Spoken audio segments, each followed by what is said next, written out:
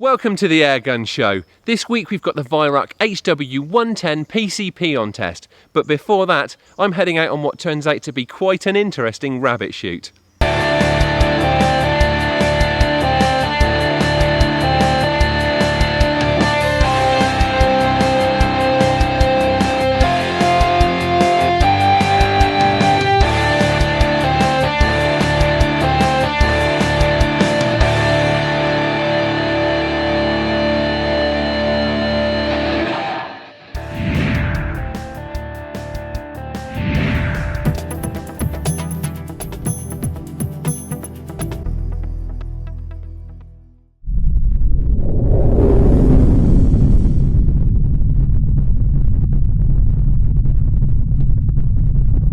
I'm back out on the pony paddocks this evening and I'm trying for rabbits again.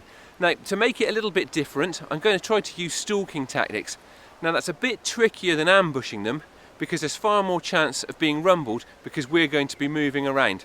That said, there are a few rabbits on this permission, so I'm hopeful that we'll get some chances. Right, I'll just start by running through this evening's kit, and it is pretty much my standard go-to setup at the moment. It's the Airarms S510 Ultimate Sporter, and I've got the MTC Mamba Pro scope on there with sports match mounts. Now, getting on really well with the Ultimate Sporter. It's a very accurate airgun, and on top of that, with the Q-Tech silencer, it's incredibly quiet. And that's going to be important this evening. Firstly, it's going to reduce disturbance to our quarry, but more importantly, because there are ponies here, and in fact in one of the fields there's some cattle too, it means there's less chance of us spooking the livestock. One significant change to my kit this evening is my footwear. Now, regular viewers will probably have noticed that I usually wear rubber boots, but they're quite heavy, quite clumpy, and when you're targeting rabbits, which are capable of detecting vibrations through the ground and also have a very acute sense of hearing, you don't really want to be bumping about in heavy boots. So instead, I've got on a pair of fairly light, supple old lace-up boots.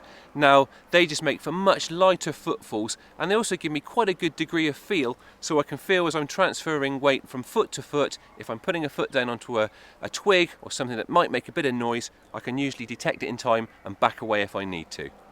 Although I'm wearing my usual camouflage clothing this evening, I'm not going to be wearing a head net, and that's something that I'll actually often do away with when I'm stalking. The simple fact is that I just want the widest, most unrestricted field of view that I can get, so that I can see where I'm going and where I'm putting my feet, and also so I can read my quarry's body language and keep an eye on it as I'm closing in.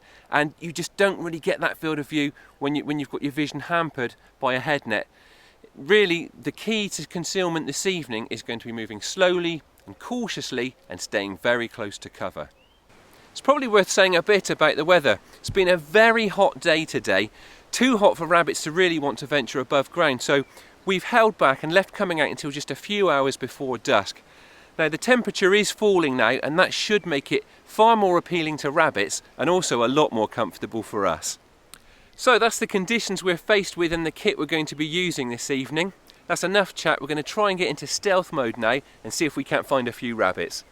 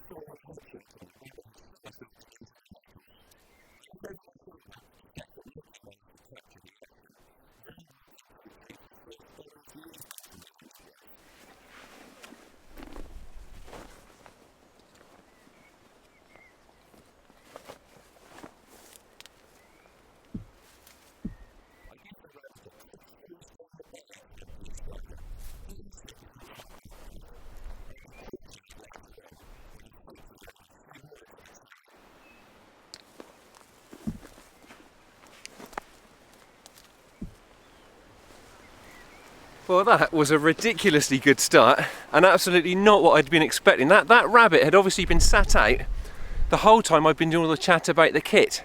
Like I said, I really didn't expect to see it there.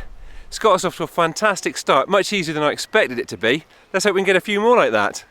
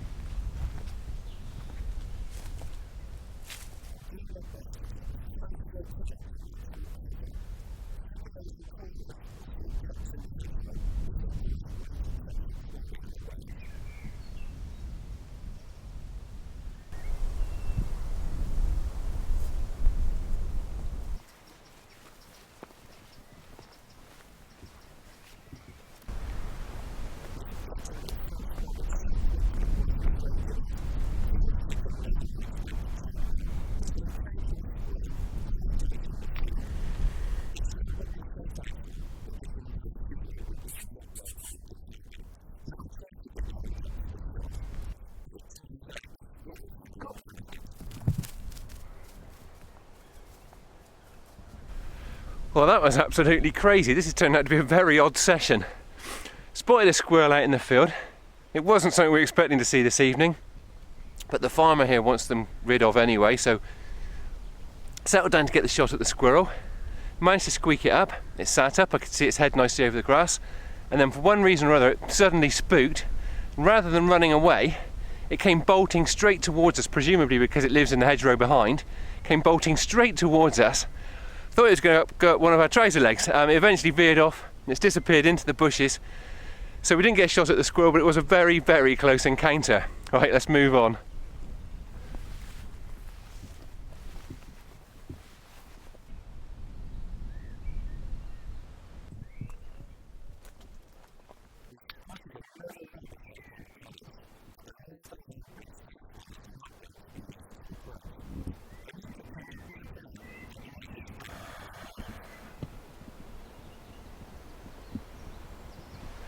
Right, we've got a rabbit across the field, far too far away to think about taking a shot, and there's absolutely no cover between us and it, so it's going to be a really tricky stalk.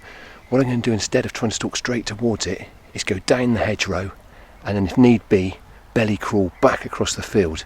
The rabbit's looking pretty relaxed at the moment. I must admit it's a tricky stalk. I'm not feeling too confident about it, but we'll give it a try.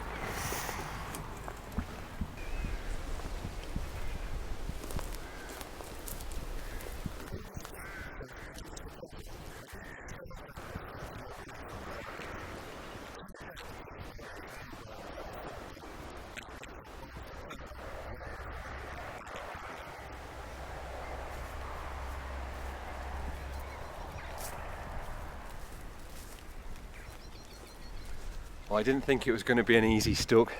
Turned out to be a dead loss. I was really only just getting started, wasn't anywhere near to the rabbit at all. It clocked me and ran in, so I think that area might actually be worth targeting. I'm not sure whether it's really stalkable because of that lack of proper cover, but what we may well do is set up down there and see if we can't ambush one or two towards the end of the session.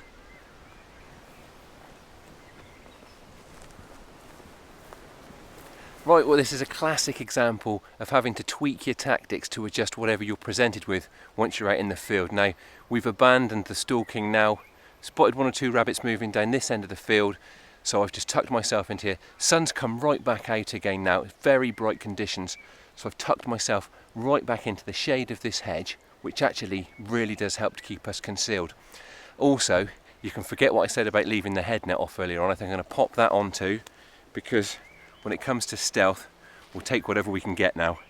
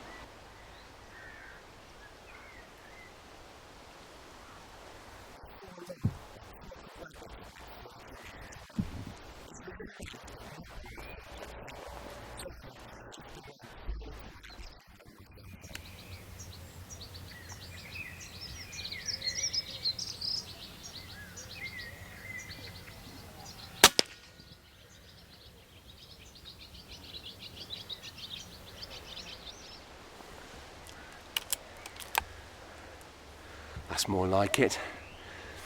To be honest, I really wasn't expecting to see rabbits coming out on the hedgerow that we're actually sat underneath.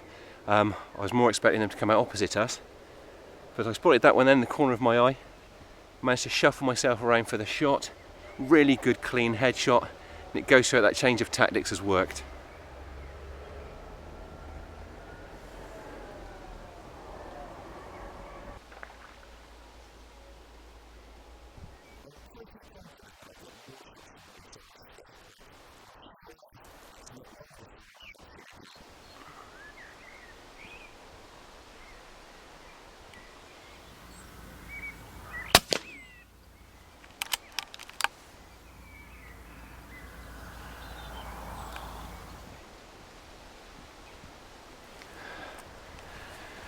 There's another one. There were 2 rabbits out then. Took the one that I thought presented me with the clearest shot. It looked for a moment like the other one was going to linger, but it ran in just before I got a chance to get onto it. It's really bright out there still, but obviously time's going by, it's getting cooler. The rabbits can obviously sense that evening is about to close in, and they're coming out now. See if we can't get a few more.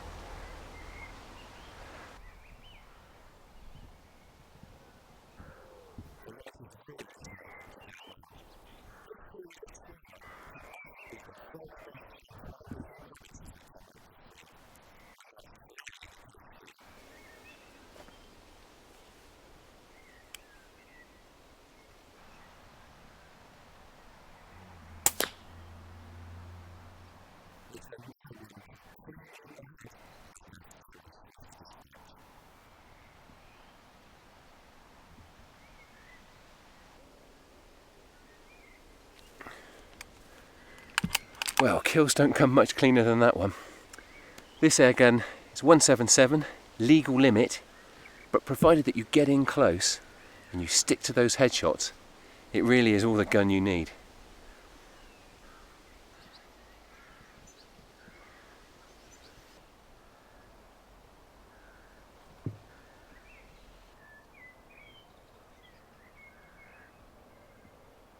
Right, we're starting to run out of light now, so I'm going to think about wrapping up the session and picking up the rabbits that we've had from this spot. Now, it hasn't gone quite as planned this evening, but it's been quite an enjoyable and very eventful session.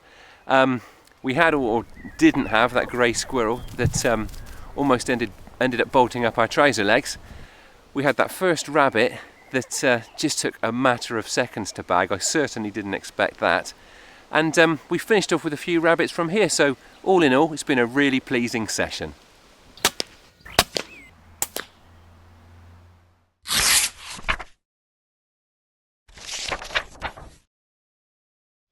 A memorable summer evening's rabbit shooting there, even if we didn't get that squirrel. And now, it's the Airgun Show news. This is the Airgun Show news. With the government finally formed after the general election, campaigning work can go on to secure the future of shooting. BASC says it's organising a meeting with the new Environment Secretary Michael Gove to make sure he understands the benefits of shooting for rural land and the economy. Whatever the outcome of an uncertain political future, BASC said it'll keep on fighting to make sure shooting's voice is heard. Chairman Peter Glenser said, "The general election result adds uncertainty to the political landscape, but BASC has an excellent record of working with parties of all colours to protect shooting's interests." Plans to introduce new mixed-team air rifle events to the Olympic Games are pressing ahead, despite shooting's global governing body holding an emergency meeting to discuss them on Sunday. At the ISSF summit in Munich, the federation's president called for unity and friendship among all the member federations after arguments over the plans split the shooting community in two. The ISSF wants to axe the men-only double trap, men's pistol and prone rifle from the Olympics and add mixed-team air rifle and air pistol events instead. There's been plenty of opposition to these changes, but they could be confirmed as early as next month. There's been good news for Steyr owners, as Steyr's UK importer has had official confirmation that the Steyr LP50 air pistol is not self-loading and therefore not a Section 1 or 5 firearm. This means sales and service for the pistol, as well as the Hunting 5 air rifle, can continue unaffected. This could pave the way for more similar pistols to come to the UK.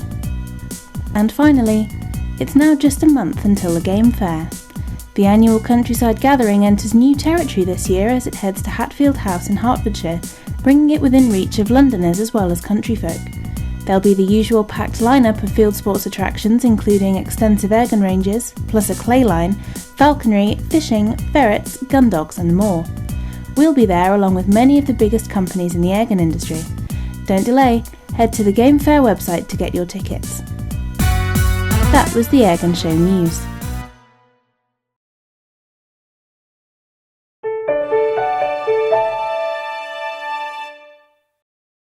Today's test gun is the Weihrauch HW110 ST, distributed in the UK by Hull Cartridge. It's effectively a more affordable version of the Weihrauch HW100, which is regarded by many as one of the finest pre-charged airguns available. It would be unfair to regard this as a cheap substitute though. It's actually a very good airgun in its own right. The design of the stock looks familiar, but its finish is actually a little different. It looks like a synthetic, but it's actually a wooden stock with a rubberized finish. That gives the handle a soft touch feel that feels great in the hand and really enhances grip. The forend is a decent length. The pistol grip has a good steep rake to it that sets you up really well for the trigger, and the well-defined cheek piece is perfect for scope use. There's also some neat patterned checkering on both sides of the forend and pistol grip. The gun weighs just under 3.4 kilos without a scope fitted, and at under 98 centimetres with the silencer on, it is pretty compact. Although it's an Ambid Extra stock, it doesn't feel like a compromise, and overall balance is very good, with weight distribution leaning towards the rear of the gun. Just as you'd expect from Weihrauch, finish and engineering are excellent throughout. You'll notice the use of ballistic polymer on the barrel band, on the trigger blade and guard, the cocking lever, and around the action and the integral scope rail. Presumably, this is a cost-cutting move, but it's still a high-grade material. It's used a lot in firearms, so it's going to be well up to the task on an airgun. The scope rails are Picatinny type and offer a decent clamping area and a very secure attachment. The gun also comes supplied with Weihrauch's acclaimed HE silencer. This is a fantastic moderator and really does reduce muzzle crack to a mere whisper. The loading system is built around a 10-shot drum magazine. It's basically a very well designed cog, and you get two supplied with the gun.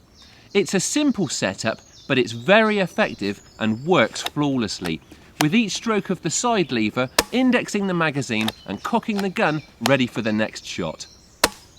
To remove the magazine, you pull back the side lever, push up and hold the retaining lever below it, and pull out the mag from the side. Loading up with pellets is very simple, and you do it with the smoothest side of the drum facing away from you. When it's full, push the retaining lever back up, slot the magazine in from the side, and give it a wiggle until it locates and the retaining lever drops back into position. Push the side lever forwards and the gun is loaded, cocked and ready to go. The magazine sits well below the scope rails, so there's no risk of it getting in the way when you're mounting your scope. Weihrauch have a reputation for making great triggers, and this one certainly doesn't disappoint. I particularly like the blade, which although fairly straight, has a nice gentle curve to it. It's a two-stage adjustable unit, and this one was great straight from the box. The first stage has a distinct stop, and the second stage is clean and very predictable. The safety catch has a lever on the left and right hand side of the action. You push it down and forwards to make the gun safe, and then push it back up when you're ready to shoot. It does have a bit of a snap to it, but it's certainly very positive. Filling with air is by means of a quick fill probe that pushes into the inlet at the front of the cylinder once you've removed the stop plug. From a full 200 bar fill, the 177 caliber test gun gave around 110 shots at about 11.3 foot-pounds. You can expect around 130 shots in .22 caliber. There's a pressure gauge at the front of the cylinder. It's unobtrusive, clearly marked and easy to read. It's just a pity that you have to move your head towards the dangerous end of the gun to look at it. I think that's most of the main features covered. So let's get ourselves set up on the range and see how the Weihrauch HW110 actually shoots.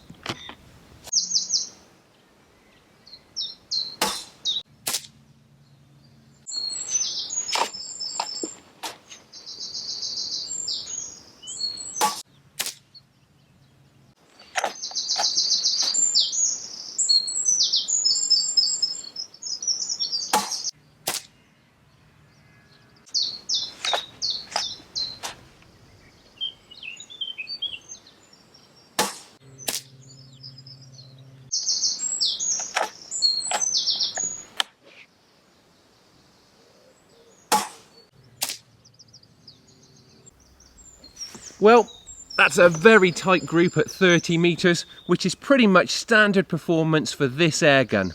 The whole setup comes together really nicely. It's a pleasure to shoot and makes consistent accuracy very easy to achieve. I'll wrap up by reiterating what I said at the outset. The HW110 is more affordable than the HW100, but it's by no means a cheap compromise. Its retail price is around £684, and the features and performance you get for your money more than justify that. It's a handsome airgun, and it's also very accurate and very quiet. It's also built to withstand proper field use, and I'd have absolutely no hesitation about taking it out on my hunting forays.